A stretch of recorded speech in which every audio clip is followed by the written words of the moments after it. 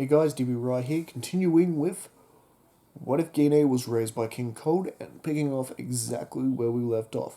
I recommend you guys check out the rest of the series if you guys are interested in that and wanting to catch up. But basically, it told a story of a young street urchin of a Gine who was more or less by chance just happened to run into King Cold by some chance, and basically he decided to take the little one in and raised her alongside Cooler and essentially made Gine very smart and also very powerful, almost on the same level as King Cold and Cooler, and she would be the perfect sort of bridge between the Saiyan kingdom and the Cold Empire. And well, eventually a bunch of stuff happened. Cooler was banished. Frieza took over the reins. Gine found out what Frieza was going to do to Planet Vegeta. Um, Gine basically defeated King Vegeta for the Rise of Ascension.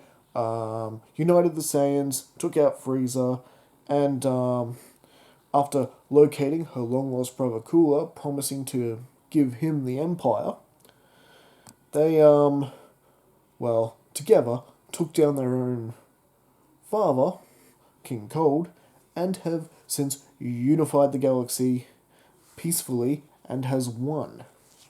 Gine, being very kind and caring natured at heart, realized they could do so much good for the universe with their advanced technologies and things like that. They can bring other planets up to speed, technology wise.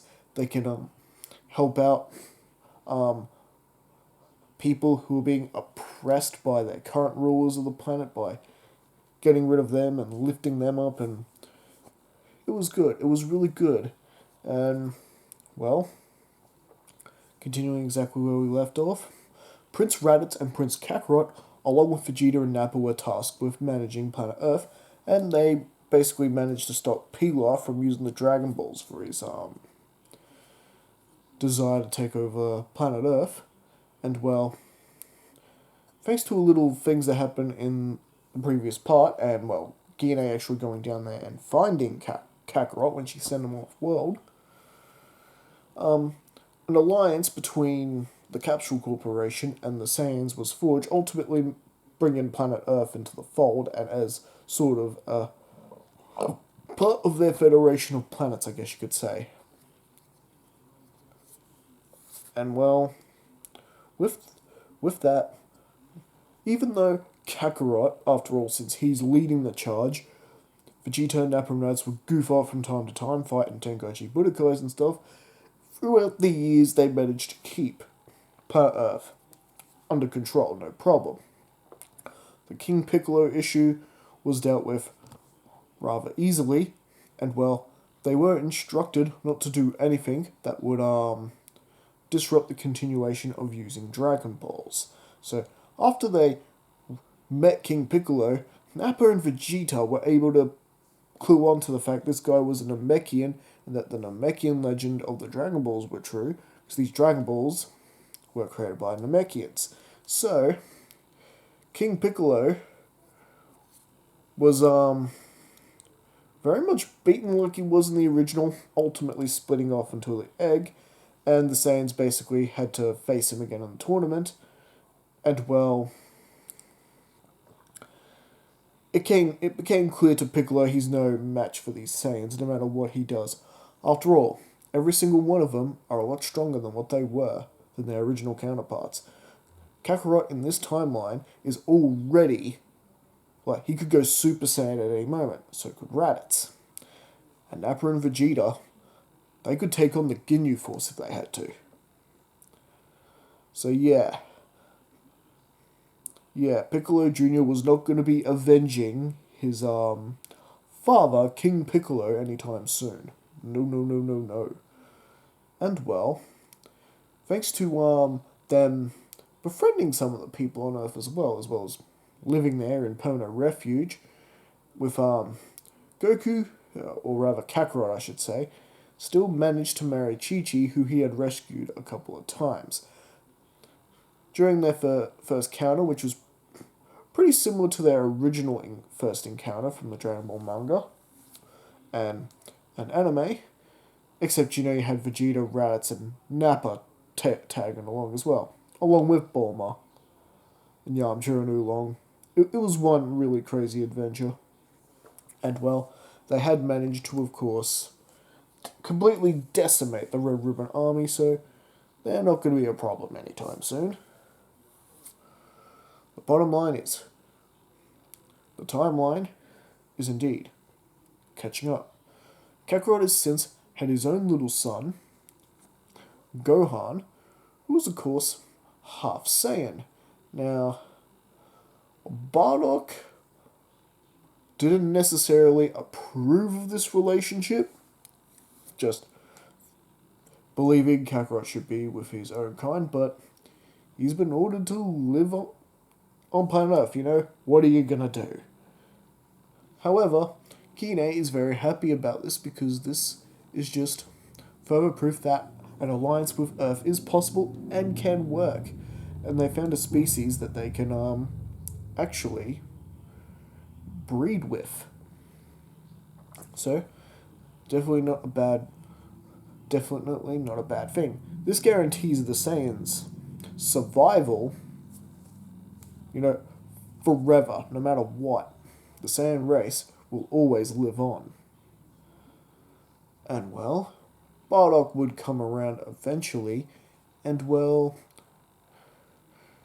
as for Bardock and Gine, they had a third Saiyan child of their own, Princess Barney. Yes, the same Barney who's the official mascot of this channel. And well, Barney, much like her mother, happy, kind. However, talent for battle, just like her father Bardock. And well, she would often go on missions with Daddy and his team, definitely proving herself, but ultimately Queen Gine wanted her daughter with her to learn everything so she could one day succeed her, should the time ever come that for Gine to step down. And of course, eventually it would. And well, as for the half brother Cooler, he didn't mind socializing a little bit with the Saiyans, even though he still had that little bit of sense of superiority to the Saiyans. And, well, all the Saiyans could tell this, but Gine just assures him, that's just how Cooler is. He doesn't mean anything by it. And he very much respects everything that the Saiyans do for him. After all, they've not only managed to grow his empire exponentially, they have thrived. And yes. Well, and this is where things begin to get hairy once again. Not because of the whole cosmos or anything like that, mind you, but planet Earth is suddenly seeing some difficulties. But what? Why is this DB right? What's happening? Well, it's not Piccolo or anything like that we're worrying about.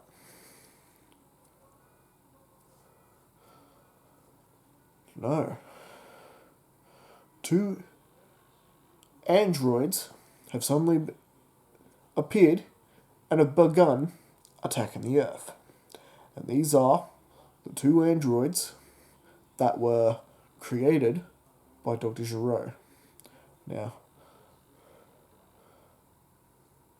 Now, you can consider this timeline like timeline 0, so there's no future Trunks. Now, Vegeta did hook up with Bulma like he was in the original, and Trunks is indeed born, but Bulma has not built any time machine yet. The timelines are a little bit different, and the androids haven't caused that much devastation that Bulma feels the need to build the time machine yet. So this is like ground zero of a future alternate timeline, if it comes about. And well, 17 and Android 18 are quite having a field day, and, well, Gine, more or less, receiving a distress call from her own son. Which one? Raditz. Remember, Raditz has always been the more cautious one. He, more or less, is on his scouter trying to get someone to send help. Because this threat is unlike anything they've ever faced before. After all, we know how strong 17 and 18 are, and especially the kind of power that Vegeta and the others displayed back when they decimated Dr. Gero's Red Ribbon Army. You can imagine the Doctor made sure these androids definitely would not lose to the foursome. And well, thanks to the foursome's teamwork that they've developed over the years, they have all managed to stay alive at this point, but they haven't really been able to stop the duo's rampage. And if you're wondering if Dr. Gero is dead, yes, he was still killed by the androids. That has not changed. Now, 17 and 18,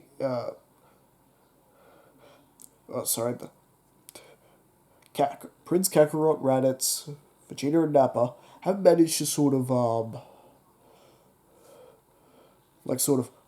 fight Android 17 and 18 away from cities occasionally, but they've never managed to actually fully defeat them, much like 17 and 18 haven't managed to fully defeat them yet. And they're just waiting for an opportunity to strike them when they won't expect it, or if they can get them alone or something like that. Well, Gine realizing the threat these androids pose, and not just to planet Earth. What if they decide if they're done with planet Earth, they move on to other planets? This could be a serious threat, and one that needs to be taken quite seriously. So, and well, feeling the need to protect her children, well, Gine authorizes that Bardock and Barney, along with the rest of Bardock's team, would go themselves to help them out, as much as they could. And well, it would be a little while before they got to Earth anyway, and well, in the meantime, well, the unthinkable would happen. They manage to take out Nappa one day. Nappa, who was by far the weakest, well,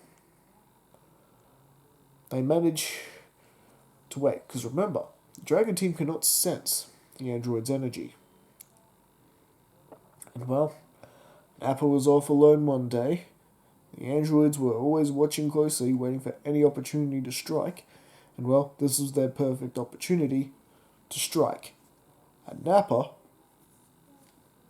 was taken out.